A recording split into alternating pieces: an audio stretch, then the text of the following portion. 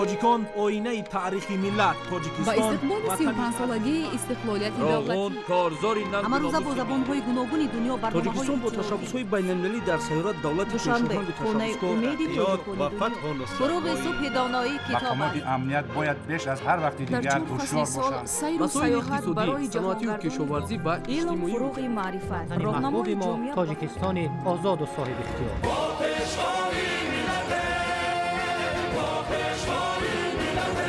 دوست باشید، اتفاق باشید، شکرانه همین دولت کنید، شکرانه همین سرزمین کنید، شکرانه کنید که چنین وطن عزیز و محبوب دارید.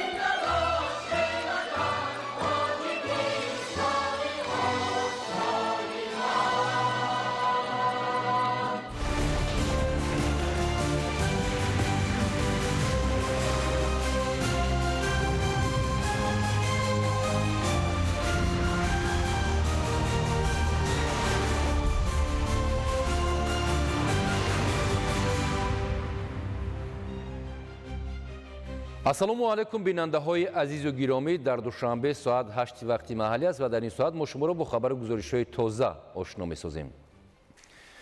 با جانبداری از تشبس‌های سطح جهانی تاجیکستان اوید به آب و اقلیم با قطعنامه مخصوصی سازمان ملل متحد در شهر دوشنبه از 29 تا 31 می سال 2025 برگزاری کنفرانس بین المللی سطح بلند اوید به حفظ پیریخ‌ها برگزار می‌گردد.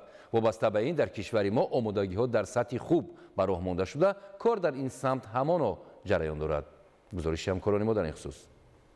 روندهای جهانی شوی امروز جامعه جهانی تاجیکستان را با پیشاهنگی و اقدام‌های نجیب از جانب پرزیدنت جمهوری تاجیکستان پیشوای ملت محترم امامعلی رحمان همچون کشور دستاندرکار در حل مسائل گلوبالی و تاثیرگذار در تنظیم روندهای سیاسی منطقه میشناسند و اعتراف میکنند. جانب کشور ما در این روند گام‌های استوار گذاشته با پیشبرد سیاست منطقی و پیشنهادهای سازنده موقع خود را استحکام بخشید و در بزرگترین مسائل مبرم جهانی هم‌آواز است و تشبس‌هایش نشان است.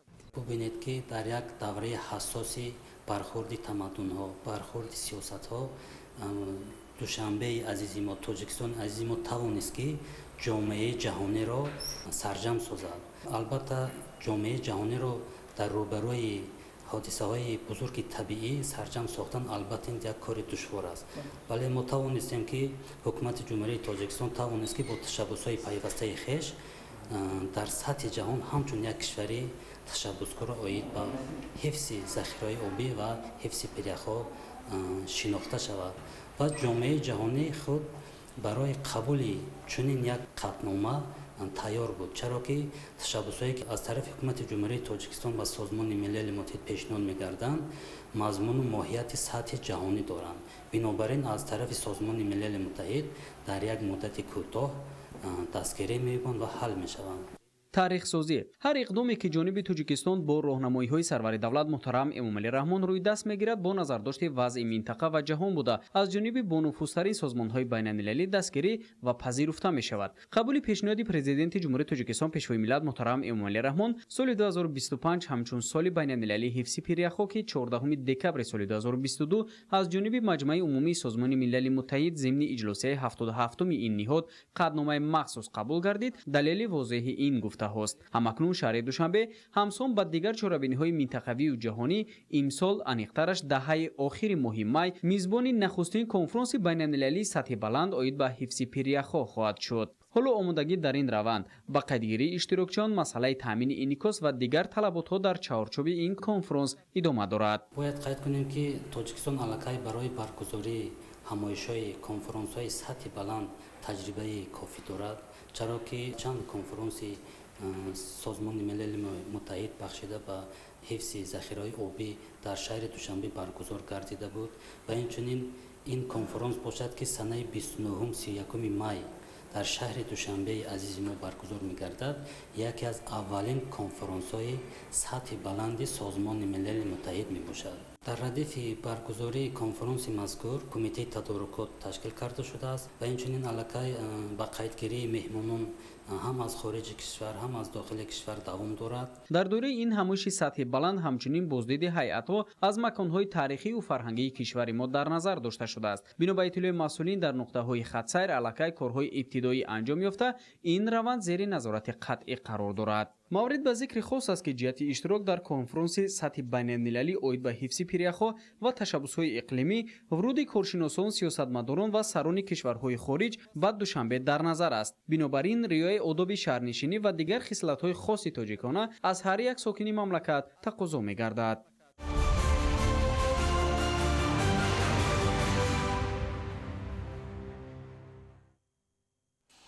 ҳафтаи ҷаҳонии футбол дар ҳошияи рӯзи умуми ҷаҳонии футбол, баргузории мусобиқаҳои варзишӣ ва чорабиниҳои омӯзишӣ дар саросари ҷаҳон. дар доираи ҳафтаи ҷаҳонии футбол аз 19 то 25 май дар ҷумҳурии тоҷикистон низ баргузории фестивали футбол ва мусобиқаҳо оид ба ин намуди варзиш ба нақша гирифта шудааст. шарҳи Юсуф Ғанизода ҳамкори мо. федератсияи байналмилалӣ баргузор мешавад бахшида шудааст ки маҳз бо ташаббуси президент оварда шуда варзишгарон таҳти ғамхории ҳамешагии давлату ҳукумати мамлакат қарор доранд. бояд гуфт ки таъмини рушди футбол дар тоҷикистон ва дастгирии варзишгарон хусусан футболбозон дар маркази таваҷҷӯҳи сарвари давлат муҳтарам Эмомалӣ Раҳмон ва раиси маҷлиси миллии маҷлиси олии ҷумҳурии Тоҷикистон, раиси шаҳри Душанбе, президенти федератсияи футболи Тоҷикистон муҳтарам Рустами Эмомалӣ қарор дорад.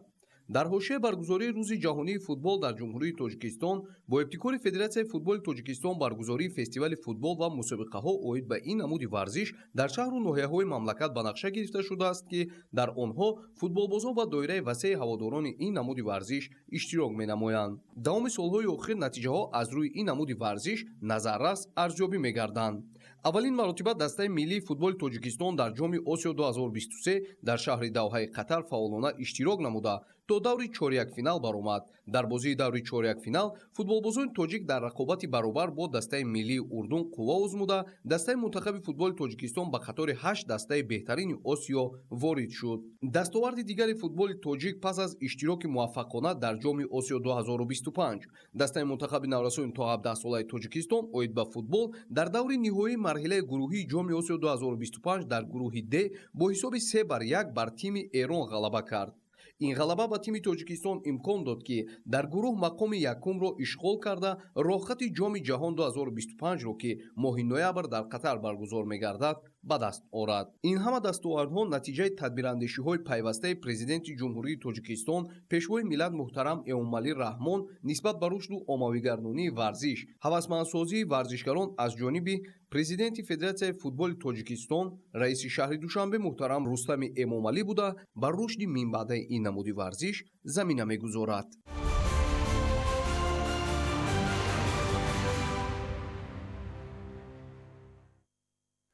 бунёд аз навсозии роҳҳои автомобилгард пеш аз ҳама ба беҳтар шудани сатҳи иҷтимоии аҳолӣ замина мегузорад. дар доираи тадбирҳои созандаи ҳукумати мамлакат ва ҷалби сармояи дохилию хориҷӣ ҷиҳати боз ҳам беҳтар намудани сатҳи хизматрасонӣ дар соҳаи роҳу нақлиёт ва фароҳам овардани шароити рафту омади бемамонияти сокинон корҳои муассир амалӣ карда мешавад. аз ҷумла дар роҳи автомобилгарди Данғара Гулистон ки дарозии он беш аз 49 километр аст, имрӯзҳо корҳои сохтмонӣ тибқи нақша ҷараён дорад. гузориш дар ин хусус. татбиқи пурраи яке аз ҳадафҳои стратегӣ раҳоӣ аз бумбастии коммуникатсионӣ дастоварди бузурги даврони истиқлол мебошад. бунёду навсозии роҳи мошингарди Данғара Гулистон идомаи тадбирҳоест ки ба хотири ба мамлакати транзитӣ табдил додани Тоҷикистон, таъмин намудани пешрафти иқтисоди миллӣ ва ҳалли масъалаҳои иҷтимоии аҳолӣ амалӣ карда мешавад. сохтмони роҳи мошингарди Данғара Гулистон дар доираи лоиҳаи долонҳои сабз мавриди амал қарор гирифт. барои амалӣ намудани ин тарҳи муҳими соҳаи роҳу нақлиёт бо дастгирии ҳукумати ҷумҳурии Тоҷикистон, ҳамоҳангсози лоиҳа, маркази татбиқи лоиҳаҳои таҷдиди роҳҳо дар якҷоягӣ бо ширкатҳои пудратию машваратӣ аз имконияти мавҷуда самаранок истифода мебарад. роҳи мошингарди Данғара Гулистон дар ин минтақа яке аз роҳҳои асосӣ буда беш аз 49 километрро дар бар мегирад.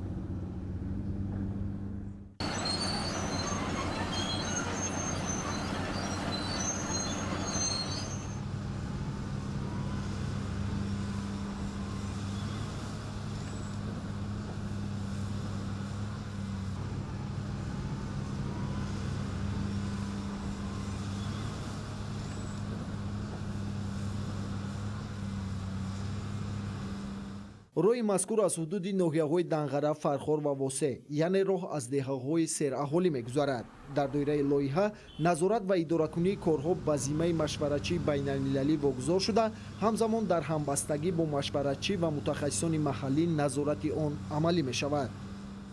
ман миннатдории худро ба ҳукумати ҷумҳурии Тоҷикистон ва вазорати нақлиёт мерасонам, ки ин лоиҳаи бисёр муҳим сохтмони роҳи автомобилгарди Данғара-Гулистонро ба мо бовар карданд. роҳ беш аз 49 километр буда дар он сохтмони ду пули мошингузари як эстакада, чароғонкунӣ ва насби аломатҳои роҳ ба нақша гирифта шудааст. ширкати мо кӯшиш мекунад, ки роҳро бо сифати баланд ва ҷавобгӯ ба стандартҳои байналмилалӣ сохта ба истифода диҳад. айни замон корҳои сохтмонӣ дар минтақаҳои алоҳида бо ҷалби техникаҳои зарурӣ бо маром ҷараён дорад.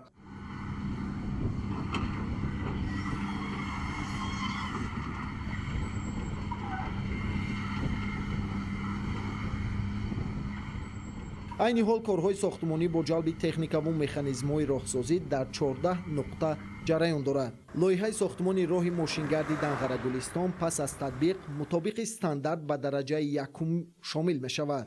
татбиқкунандаи лоиҳа маркази татбиқи лоиҳаи таҷдиди роҳҳо ва машваратчии он ИСН-и Кореяи Ҷанубӣ бо дар якҷоягӣ бо пажӯҳишгоҳи лоиҳакашии иншоотҳои нақлиётӣ мебошанд. инчунин бояд қайд кард, ки дар канори роҳ сохтмони роҳҳои пиёдагард ва дучархагард пешбинӣ гардидааст.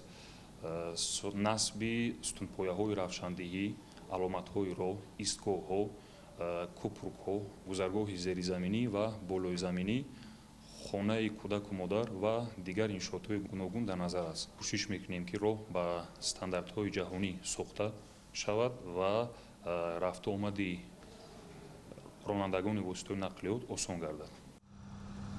ҷиҳати саривақт ва босифат ба анҷом расонидани корҳои сохтмонӣ айни ҳол дар бунёду навсозии роҳи мазкур техникаю механизмҳои зарурӣ истифода гардида, мутахассисон дар татбиқи ин лоиҳаи муҳим саҳми арзанда мегузоранд. ҳамчунин дар доираи навсозии роҳи Данғара-Гулистон бунёди истгоҳ, таваққуфгоҳ, нуқтаҳои санитарӣ, гузоштани аломат ва чароғонкунӣ ба нақша гирифта шудааст.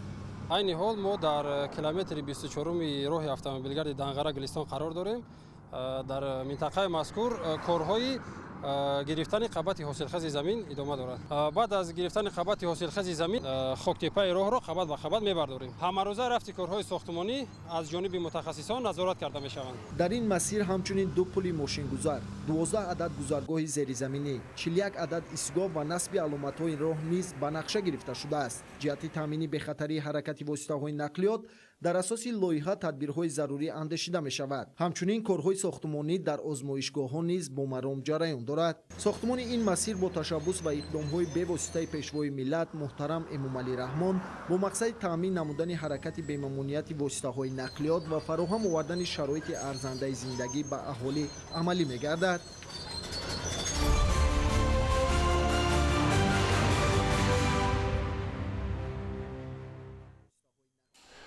корҳои созандагӣ дар ноҳияи Дарвоз аз рӯи низому усули муосири хизматрасонӣ идома дорад. дар заминаи тадбирҳои ободонӣ бо иқдоми сокинону соҳибкорон дар диҳаи ушхарфи ҷамоати деҳоти нулванди ин ноҳия сохтмони роҳ оғоз гардид. роҳи мазкур бо сифати хуб ва ҷавобгӯ ба талаботи байналмилалӣ пешниҳод шудааст. гузориши Хушназари Зиё.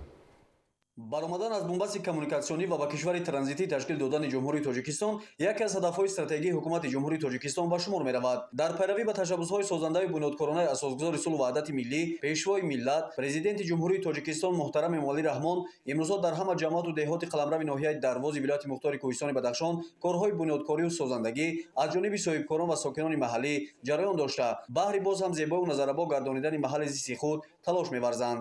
ин аст ки дар пайравӣ ба татбиқи ҳадафҳои ҳукумати ҷумҳурии Тоҷикистон сокинони ноҳияи Дарвоз дар якҷоягӣ дар фазои сулҳу субот ба таъмиру азнавсозии роҳҳои маҳаллӣ камар бастанд. аз ҷумла баҳри сазовор пешвоз гирифтани ҷашни 35-солагии истиқлоли давлатӣ дар деҳаи ушхари ҷамоати деҳоти Нулванд бо иқдоми соҳибкорон ва ҷавонону сокинони ин деҳа дар масофаи беш аз 3 километр роҳи нақлиётӣ ба таври дастаҷамона барои беҳтар гардонидани шароити мусоид дар маҳал бошандагони ин рӯсто ба бунёди роҳи нав оғоз намуданд. маблағи ҷамъоварӣ намудаи сокинони маҳаллӣ барои бунёди ин роҳ ки аз талу теппаҳо мегузарад беш аз 1 миллион сомонро ташкил намуда талош доранд то дар кӯтоҳтарин муддат ва бо сифати баланд роҳро ба истифода диҳанд. гуфта шуд ки роҳе ки то ҳол мардум аз он истифода менамуданд ҳанӯз дар солҳои 1970 сохта шуда ва мардум аз он истифода менамуданд, вале аз сабабе ки деҳа дар баландӣ ҷойгир аст роҳ барои рафтуҳои ҳама гуна нақлиёт аз ҷумла мошинҳои боркаш ҷавобгӯ набуд.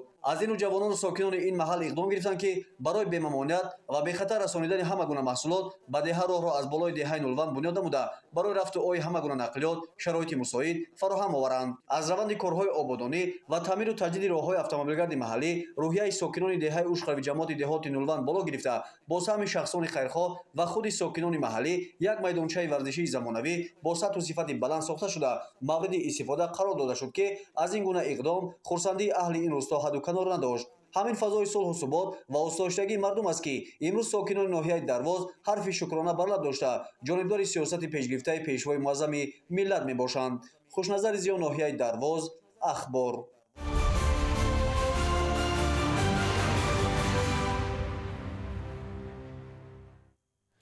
дар заминаи тадбирҳои ободонӣ дар муассисаи таҳсилоти миёнаи умумии рақами 8 ба номи Сайфулло Абдуллоеви шаҳри Хуруғ корҳои сохтмонӣ бо вусъат идома дорад.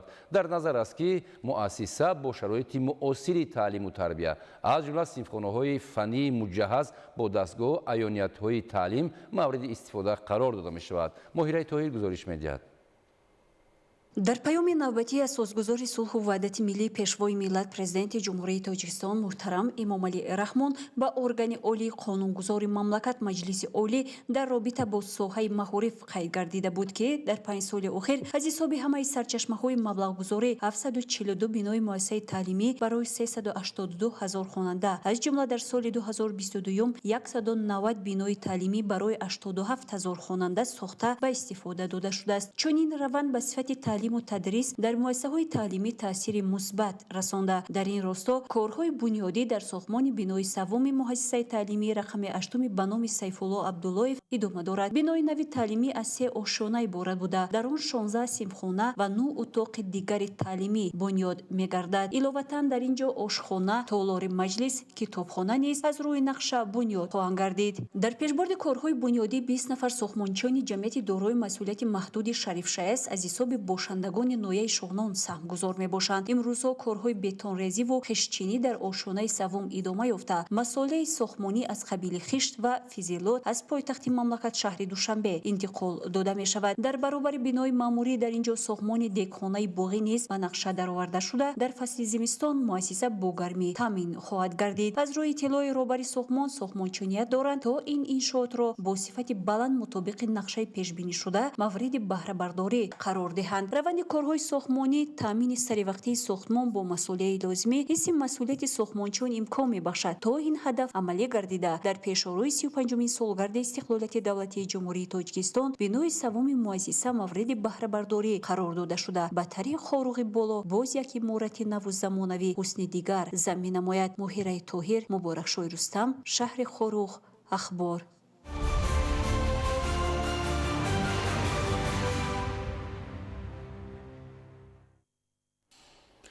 чун дигар шаҳрноёи мамлакат давоми солҳои соҳиби истиқлолӣ симои шаҳри Кӯлоб ба куллӣ тағйир ёфта зебову диққатҷалбкунанда шудааст. бо мақсади сазовор истиқбол гирифтани ҷашни 35-солагии истиқлоли давлатӣ дар шаҳри Кӯлоб корҳои созандагӣ ҷараён дошта инфрасохтори соҳаҳои муҳим марҳила ба марҳила мукаммал гардонида мешавад. тафсилоти бештари ин мавзӯъ дар гузориши Олим Носирзода.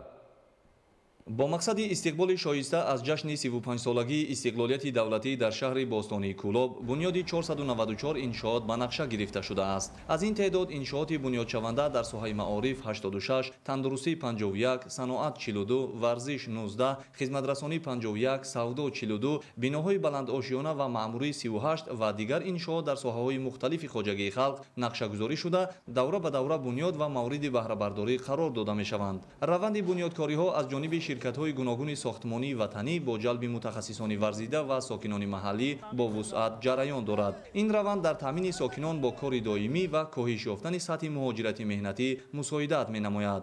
аз маҷмӯи иншооти бунёдшавандаи ҷашнӣ танҳо давоми соли 2025 то кунун 32 иншооти гуногуни навбунёд мавриди баҳрабардорӣ қарор дода шудааст. дар шаҳри Кӯлоб бо мақсади استقبال سازوار از جشن 35 سالگی استقلال دولتی جمهوری تاجیکستان تعمیر و بنیاد انشاءات گوناگون تعیینات به نقشه گرفته شده مرحله به مرحله عملی گشته ایستادند. از 494 انشاءاتی به نقشه گرفته شده تا امروز 240 عدد آن مورد استفاده قرار گرفته است و در باقی مانده انشاءات‌ها کار ساختمانی آغاز گردیده با مرام ادامه دارد و تا جشن 35 سالگی استقلال دولتی جمهوری تاجیکستان مورد استفاده قرار می‌گیرند.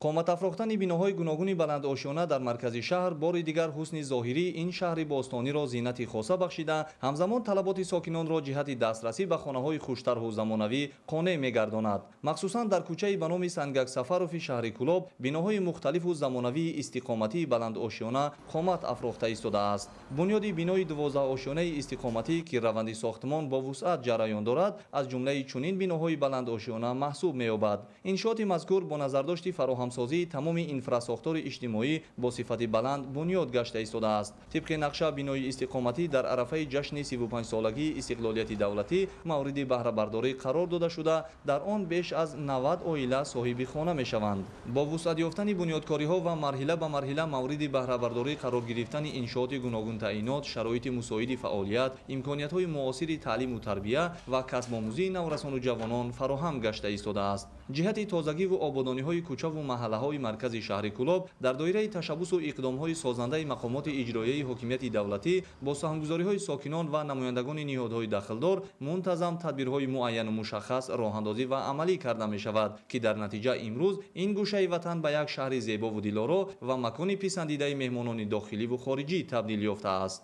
امروز ساکنان در فضای آرام و صلح پایدار وطن و تأمین شرایط ارزنده فعالیت زندگی آسوده دارند.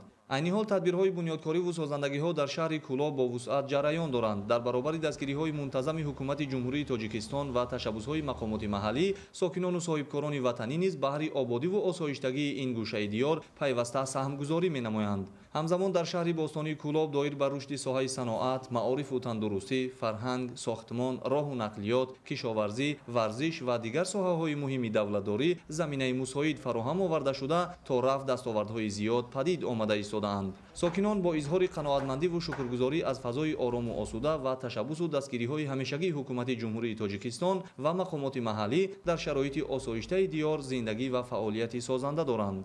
عالم ناصرزاده، خورشید نادرخان، شهر کلاب، اخبار.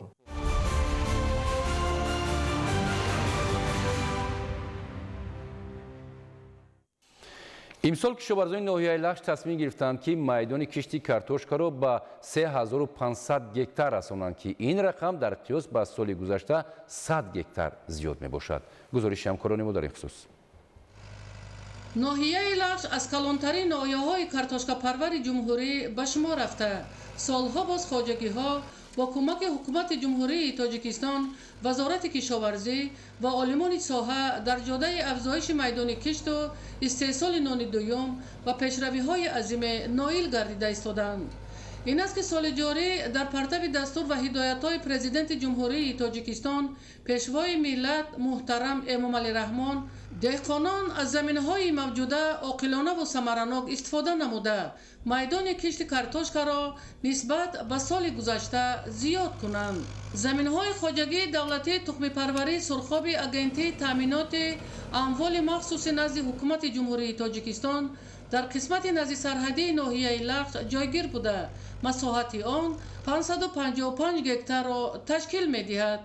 سال جاری با استفاده از ذخیره‌های موجوده معرکه کشت در قیاس به سال گذشته بروقتر آغاز گردید. در زمین‌های کارتوشکازار خواجگی اساساً با توصیه عالمان ساحه نوهای تخمی‌های خوصفت کارتوشکا استفاده می‌برند که به شرایط و اقلیم محل مطابق بوده. حاصلناکی هم زیاد می‌باشد. این است که درست برآمدن قاعده‌های اگرتکنیکی و دیگر عامل‌ها باعث استحصال کارتوشکای خوصفت خواهد شد که از این حساب جزء طعم‌های ساختارهای قدرتی با محصولات پورا تامین کرده می‌شوند. کارتوشکا پروری یکی از ساحه‌های اساسی سردرآمد ناحیه لخش به شمار رفته.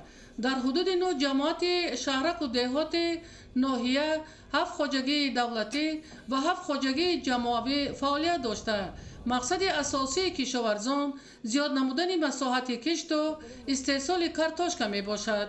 دهقانان ناحیه لخش سال جاری تصمیم گرفتند که در میدان 3300 گکتار کشتی کارتوشکا گذرانند. حاضر کار در دو سمت ادامه دارد. تا امروز قریب در میدان 2000 گکتار کشتی کارتوشکا گذرانده شد. ذخیره تخمی میرسد، تکنیک دسترس است. ما مقصد داریم که نقشه دورنمایی که با ما وابسته کرده شده است در میدان 3300 گکتار کشتی کارتوشکا رو گذرانیم. اینک در شرایط اقتصاد بازارگانی و با نظر داشت افزایش اهالی طلبات به کارتوشکا همساله افزوده ایستاده است. از این رو خواجگی های کارتوشکا کار ناحیه لکش را ضرور است که حاصلناکی و استحصال محصولات را زیاد نمایند تا طلبات بازارهای جمهوری قانع گردانیده شود. سال جاری نقشه داریم که در میدان 170 گکتار کارتوشکا کشت نماییم. حالا باشد در عین زمان 160 گکتار کارتوشکا کشت نمودیم و در روزهای نزدیک باشد کشت کارتوشکا در عرفه انجامیابی. با گفت متخصصان برای رشد ساحه کارتوشکا کاری در ناحیه لکش امکانات ها زیادند، اما عامل های دیگری موجود می باشد که با پیشرفت ساحه تأثیر خود را می رساند.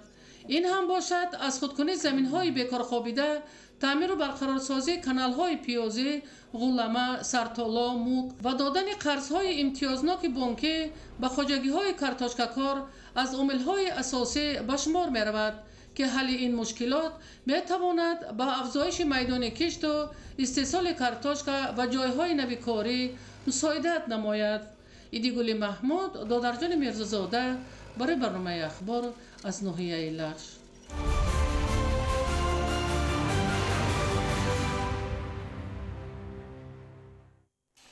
در ناحیه اسپیدتمن تعداد اشتراکچیان دوری دویومی آزمون جمهوریایی فروغ صبح دانایی کتاب است نسبت به سال گذشته افزوده است. امسال اشتراکداران آزمون از روی 4 نامیناسیا ادبیات کودکان و نورسان و آثار شفاهی، ادبیات کلاسیکی تاجیک، ادبیات معاصر تاجیک و ادبیات جهان مهارت می‌سنجند. از آغاز برگزاری دوره دوم آزمون مذکور در ناحیه اسپیدتمن عبدالوهاب عبدالستار گزارش می‌دهد. در ناحیه اسپیدتمن دوری دوم آزمون جمهوریوی فروغ صبح دانایی کتاب است آغاز گردید. 1661 خواننده و 340 آموزگاری مؤسسه‌های تعلیمی ناحیه از جمله نفران لیاقتمند و صاحب استعداد هستند که در اساس نظامنامه با مطالعه اشعار و ایجادیات و تالیفات شاعران و نویسندگان وطنی و خارجی در دور یکم غالب آمده، اینک در دور دوم از روی 4 نامیناسیا ادبیات کودکان و نورسان و آثار شفاهی، ادبیات کلاسیکی تاجیک، ادبیات معاصر تاجیک و ادبیات جهان دانش و مهارت خود را به هیئت حکمان معرفی می‌نمایند.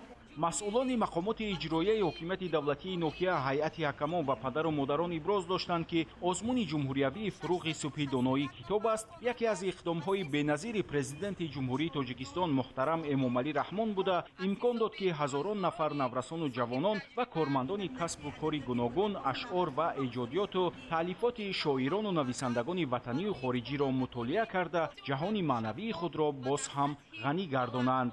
برای برگزار نمودن دور دوم آزمون مذکور در کتابخانه مرکزی ناحیه شرایط مساعد فراهم آورده شده است. حکمان دانش و ملکه هر نفر را سنجیده از بین آنها بهترین ها را برای اشتراک در دور سوم انتخاب میکنند. دایر گردیدن چنین آزمون ها در تشکل خودشناسی و خودآگاهی هر فرد جامعه تأثیر عمیق رسانیده انسان را به سوی سعادت و نیکبختی میبرد. اقدام جناب عالی بهترین اقدام جهانی است. مثلش در دنیا نیست. اگر سال به سال نگاه کرده رویم تعداد اشتراکچیان سال تا سال زیاد شده ایستاده است. آنها حرکت می نمایند که بسیارتر کتاب خوانده، بسیارتر علم و معرفت آموخته، بسیارتر از نویگاری ها باخبر شوند. برگزاری آزمون جمهوریوی فروغ صبح دانایی کتاب است دوام 7 سال اخیر اثبات کرد که آن سرچشمه بزرگ معنویات بوده ادراک و معنویات ملت را تقویت میبخشد، زیرا با اعلان گردیدن آزمون نه تنها توجه اهل علم و ادب، مکتبچگان و دانشجویان به مطالعه کتاب بیشتر گردیده است، بلکه آن تکانی جدی برای به کتاب رو آوردن قشرهای دیگری جامعه گردید. ما نسل نورس به کتابخانه خیلی شوق زیاد داریم و ما راهبر دولت تمام شرایط ها را فراهم آوردن. من به این آزمون با تیاری همه جانبه آمدم و باوری دارم که غالب می شوم. баргузории озмуни ҷумҳуриявии фуруғи субҳи доноии китоб аст ба васеъ намудани ҷаҳонбинӣ, огоҳӣ аз таъриху тамаддун ва дуруст ба роҳ мондани муоширату муносибати аҳли ҷомеа равона шудааст. дар ин даври озмун ҳар як иштирокчӣ талош бар он дошт ки ҷои аввалро соҳиб шавад. ман ҳоло барои иштирок дар ин озмун 104 ғазал, 125 рубоӣ ва дубайти, 160 байт порча аз достон, 170 байт дигар навъҳои шеърӣ, 2 ёддошт, 15 повест, 17 роман ва 6 ҳикояву новелларо аз бар намудам. ёдовар мешавем ки соли гузашта аз ноҳияи Спитамен дар даври ниҳоии озмуни ҷумҳуриявии фуруғи субҳи доноии китоб аст 2 нафар хонандагони муассисаҳои таълимӣ иштирок намуда сазовори ҷои ифтихорӣ гардиданд.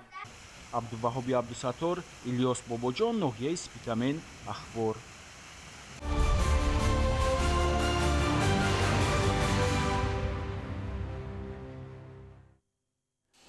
бинандаҳои азиз, аз ҳаёти имрӯзи ҷумҳурӣ ва хориҷ аз мамлакат мо шуморо дар нашрҳои минбаъдаи барномаҳои ахбор ошно месозем. саломат бошед.